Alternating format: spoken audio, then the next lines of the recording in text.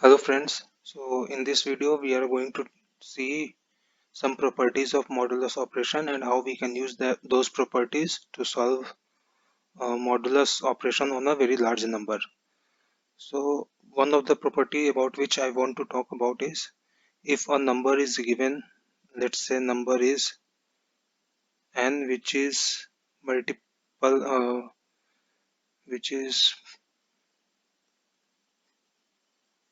equal to p into q, okay, or maybe some other r. So it's not a prime number, it's multiple of two or more than two numbers. Okay. So if I have to find uh, n mod, let's say k. Okay. So what we can do is we can write it as p mod k into q mod k into r mod k. So what we can do is we can find the factors of a number and we can apply modulus operation on each factor alone, and we have to just multiply those factors to finally get my actual mod value, so actual remainder of that operation.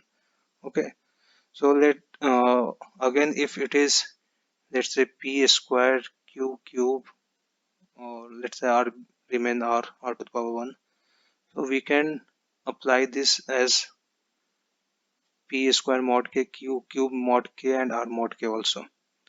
So I will give you some examples so that you will understand the concept. So I will start with a easy one. So let's say I have to find what is the value of 63 mod 11. Okay, so we have to find this value.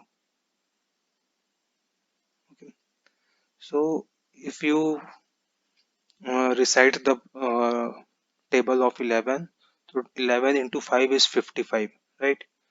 So what we can write is 63 minus 55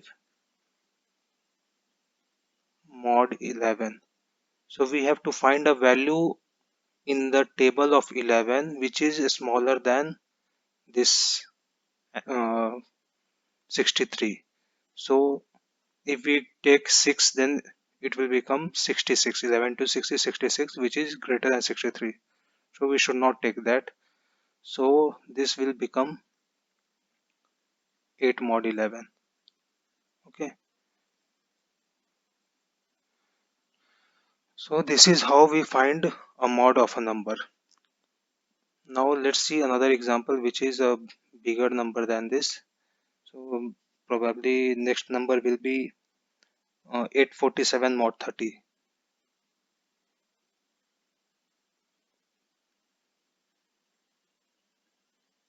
We have to find this value 847 mod 13. Okay, so if you will find the factor of 847. Let's find out what are the factors of 847. So you have to find the least or smallest number by which you can divide this 847. So the smallest number here is 7. So 7 into 1, 7, remainder is 14, 2, then again 1. So this is your quotient, right?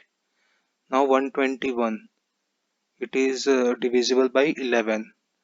Actually it is square of 11.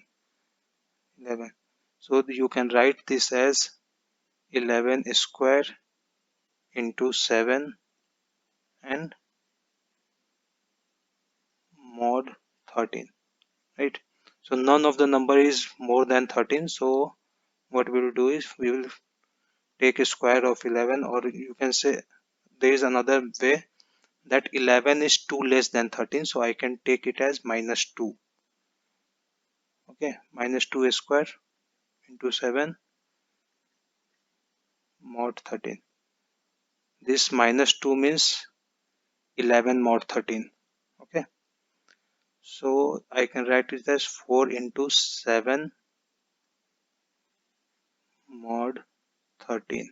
Okay, okay. Again, this is not equal to, this is congruent to. Okay. Now 7 into 4 is 28. 28 mod 13. So 13 into 2 is 26. So remainder is 2. So this will become 2 mod 13. Right. So this is another way. While solving the problem, you can take negative also. If you are getting a smaller number, you can take negative also. And let's say in final value, if you get some negative number, so let's say if you get minus, not minus 2, let's say minus 5 mod 13. This is the final value which you are getting. Then you can write this as minus 5 plus 13. Okay, that is equal to 8 mod 13.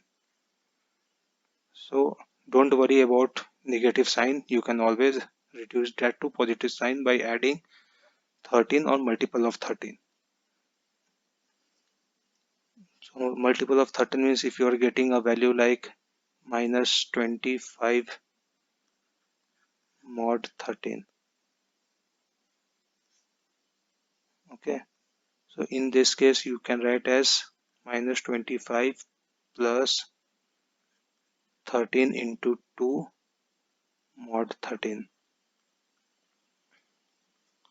This will be equal to 1 mod 13.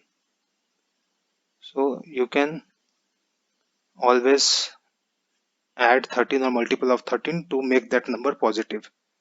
Okay, so this was one example. I will show you one more example so that you can understand it better.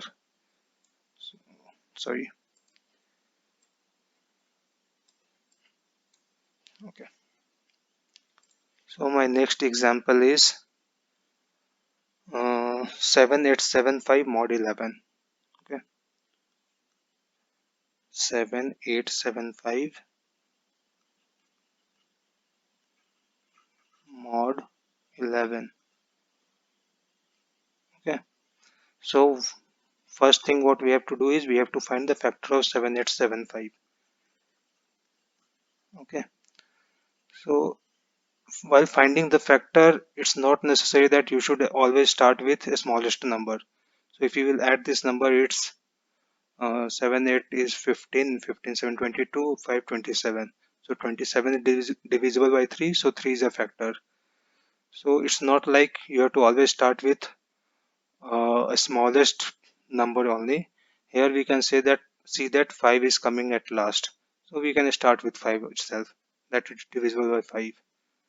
Okay, and if this is divisible by some non-prime number, then we will take that, like if let's say we got a number which we are seeing that is divisible by 20. Okay, so we will divide it by 20, but instead of 20 I will write it as 2 into 2 into 5. Okay, that we will convert, use that later while solving the problem. So let's come back to this example. So if you divide by 5, it's 1 5 7 5. Okay, it's again divisible by 5, so you can write it as 3 1 5. Again divisible by 5, I can write it as 6 3. Now it's divisible by 3, right? So 63 is 21. Again 21 divisible by 3, so you will get 7. Okay, so this is equal to 3 square into 5 cube into 7 mod 11, right? So again 3 square is 9. 9 mod 11 you can always take as minus 2. You have to get the smallest number. Okay, now 5 cube. So what I will do is I will divide it into 5 square into 5 into 7 mod 11. You can choose any way you want. There is not necessary that what I'm doing you are following that only. So what you can do is you can multiply minus 2 by minus 2 with 5 or you can do, multiply 5 with 7 and take mod and do whatever you want. So let's say I'm not multiplying minus 2 here, I'm leaving it as it is. So 5 square is 25, 25 mod 11 is 3, because 11 into 2 is 22, so 25 minus 22 is 3. Okay, and 7 into 5 is 33, so 33 mod 11 is 2. Sorry, 7 into 5 is 35, 35 mod 11 is 2, because 11 into 3 is 33. So this is what I'm getting. Okay, now I will multiply all these numbers. Okay, so 2 into 2 is 4, 4 into 3 is 12, so it will become minus 12 mod 11. Now what I will do is I will add 11 to it. Minus 12 plus 11 mod 11. Okay, then this will become minus 1 mod 11. Again it's in negative, so what you can do is you can add again 11, so it will become 10 mod 11. Okay, you got the point. We can also verify it. Let's divide 7875 by 11. Okay, so 11 into 7 is 77. The remainder is 1. 7 I will take. So 7 into 1 is 11. So remainder is 6. 5 I will take from number. So 65 is smaller than that is 555. So the remainder is 10. This is what we are getting here, right? So we can always verify our answer that the remainder which we got is correct or not. And you can use this method for a very large number also. You have to do only one thing, that you have to factorize that number. So that's all for this video. Let's see in the next video. Thank you and have a good day.